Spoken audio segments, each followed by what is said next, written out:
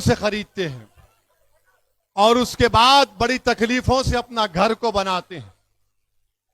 कोई सरकारों ने हमको कोई नहीं दिया, तो हम उनसे अपील करेंगे कि जो मजाज साहब ने जो कैनाल के बारे में कहा, वहां पर कोर्ट का स्टे है और कोर्ट के स्टे को और कानून को का पासो लिहाज रखकर हुकूमत फैसला करेगी। मैं हमारी हुकूमत से भी कहना चाह रहा हूं, आप ताजमहल बनाना चाहते बनाओ, मगर एक बात याद रखो, ताजमहल बनाते वक्त हम गरीबों के घर को तकलीफ मत दो। हम गरीबों के घरों को तकलीफ मत दो आप।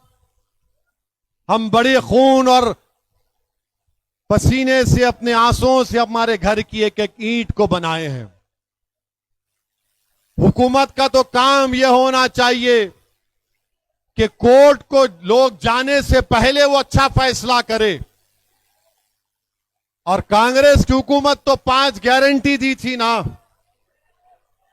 आप गारंटियों पर आपको वोट मिला। आप गरीबों की मदद करने के लिए आए हैं। मैं कांग्रेस की हुकूमत को याद दिलाना चाहता हूं, 2013 का लैंड एक्विजिशन का कानून यूपीए की सरकार मनमोहन सिंह ने बनाया था। आप उसको सामने रखो, आप उसको सामने रखकर फैसला करो। और जो लोग एफटीएल की बात कर रहे हैं, तो जो नया सेक्रेटेरिएट हैदराबाद में बनाया गया, वो भी हुसैन सागर के कट्टे में बनाया गया है, जहां पर भारत के बड़े बड़े सियासतदानों की समाधियां हैं, वो भी कट्टे एफटीएल में हैं। बापू घाट लंगर हाउस में है, वो भी एफटीएल में है। तो हम हुकूमत से एक ही बात कर रहे हैं, जब सेक्रेटेरिएट एफटीएल में बनकर बरकरार रह सकता है, जब भारत के बड़े बड़े सियासतदानों की समाधियां टैंक बंड के एफटीएल में हैं, हमको एतराज नहीं है। जब सेक्रेटेरिएट रह सकता है, तो गरीब का घर क्यों नहीं रह सकता, मुझे बताओ आप। उस सेक्रेटेरिएट में केसीआर भी बैठे, अब रेवंत रेड्डी भी बैठ रहे हैं। जब आप दोनों बैठ सकते हैं, तो हमारी अम्मा अपने घर में नहीं बैठ सकती क्या? जब वो सेक्रेटेरिएट एफटीएल में है, तो मेरे भाई, जहां पर हुकूमत फैसले करती है, वो खुद लेक बेड में है, तो आप हमारे बेड को क्यों छीनना चाह रहे हैं? आप अपनी कुर्सी पर बैठो, हम अपने घर में रहना चाहते हैं। तो हुकूमत का काम यह है कि अच्छा फैसला करें। आप खूबसूरत बनाना चाहते हैं, हम तैयार हैं, मगर मेरे भाई, हमारे गरीबों के घर को भी आपको देखना पड़ेगा। और हम उम्मीद करते हैं कि हुकूमत एक अच्छा फैसला लेगी। मैं निजामाबाद को कई मर्तबे आया हूं, और मैं यहां पर आकर, अगर मैं डी श्रीनिवास साहब के बारे में बात ना कहूं तो अच्छा नहीं होगा।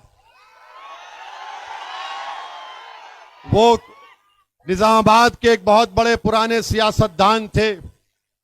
निजामाबाद में उन्होंने बहुत कुछ काम किया, और आज वो इस दुनिया में नहीं है। यकीनन डी श्रीनिवास को साहब को हम याद करते हैं। मैंने उनके फर्जंद से भी मिलकर उनको पुरसा दिया था, तो निजामाबाद को आया हूं। तो मेरी आपसे अदबन गुजारिश ये है कि मंजलिस को निजामाबाद में मजबूत करिए। और हम हुकूमत से ये मुतालबा करते हैं कि कामारेड्डी में जो बच्चे गिरफ्तार हुए हैं, उनको जल्द से जल्द हुकूमत रिहा करवाए। निजामाबाद में जो बच्चे जेल में हैं, और तकलीफ की बात यह है, तकलीफ की बात यह है कि एक एडवोकेट साहब हैं, मामला स्कूल में हुआ। ये एडवोकेट साहब स्कूल में जाकर वहां पर अपनी रोटी सेक लिए।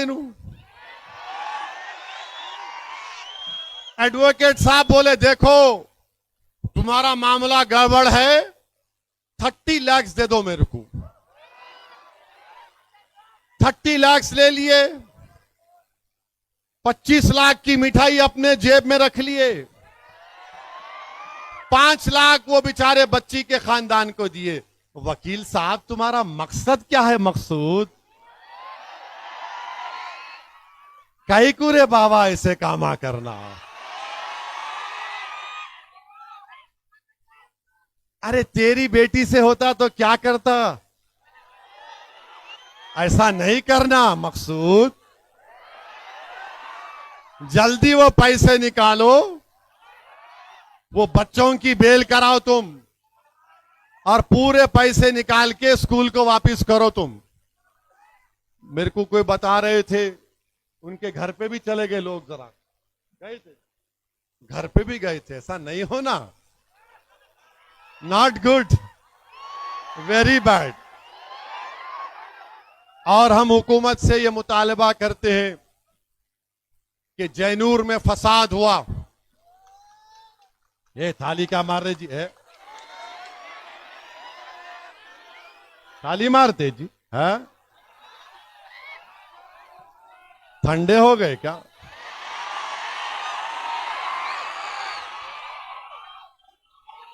जैनूर में सुनो सुनो, अरे अरे खत्म कर, ठहरो।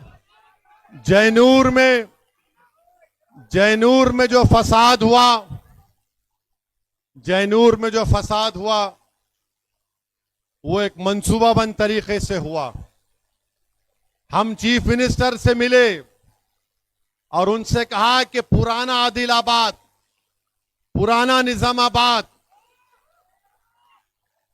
पुराना रंगारेड्डी डिस्ट्रिक्ट, पुराना महबूब नगर, इन 4-5 पुराने जिलों में जहां पर कम्युनल वायलेंस की हिस्ट्री है, वहां पर बेहतरीन पुलिस ऑफिसर का तकर्रुर करो आप।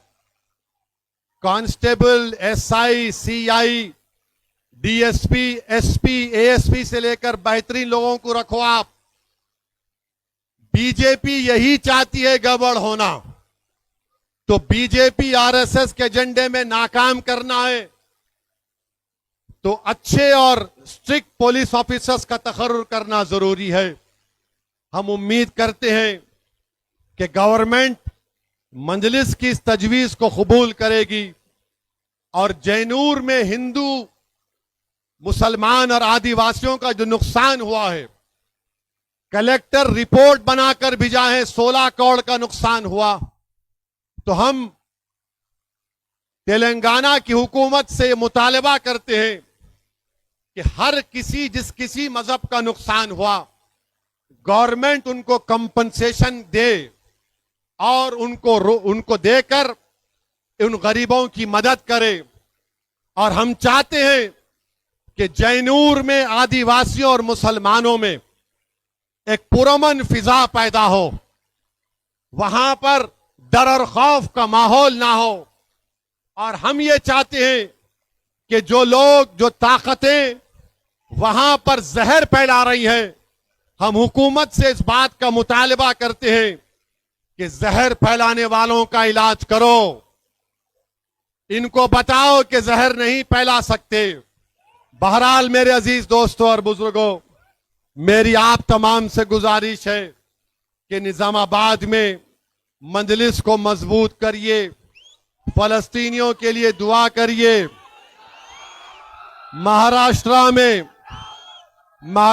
में मजलिस इत्तेहादुल मुस्लिमीन की कामयाबी के लिए दुआ करिए कि महाराष्ट्र में मजलिस इत्तेहादुल मुस्लिमीन के बड़ी तादाद में एमएलए जीत कर आए और इंशाअल्लाह जिस तरह मोदी हरियाणा और कश्मीर में बाय बाय हो रहे हैं,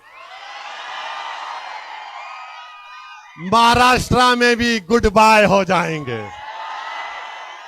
मजलिस के एमएलए जीतेंगे इम्तियाज की क़ियादत में। और उसके बाद अगर कोई चिरकुट कुछ बोलेगा तो फिर ठीक नहीं होगा। तो आप कितनों के रिश्तेदार महाराष्ट्र में हाथ उठाओ। वो बहुत बड़ी तादाद है तुम लोगों की। जरा एक फोन मिला के बोलना, बोल देना महाराष्ट्र में आसमानों पे क्या फिरेंगी, महाराष्ट्र के आसमानों में क्या दिखेगा। जरा फोन करके बोल देना। वाखिर दावा